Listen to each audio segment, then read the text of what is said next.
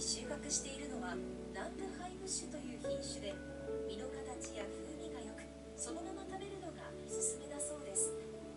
今シーズンは冬場の気温が低かったため生育が心配されましたが、その分甘みが増したそうです。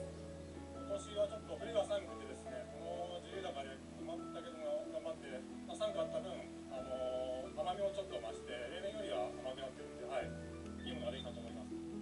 摘み取られたブルーベリーは大きさで選別され、100g ごとにパック詰めされます。ハウスもののブルーベリーの収穫は6月中旬頃まで続けられ、およそ800キロが出荷される見込みです。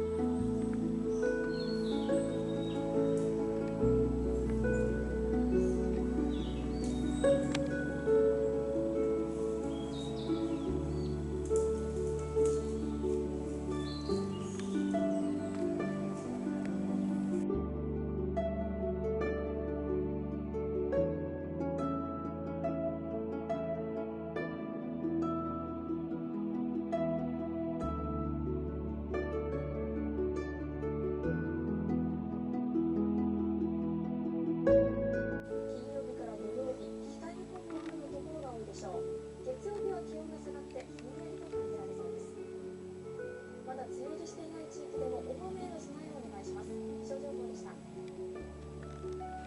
平洋側の皆さん、災害に備えてハザードマップの確認をお願いします。続いて黒田現代です。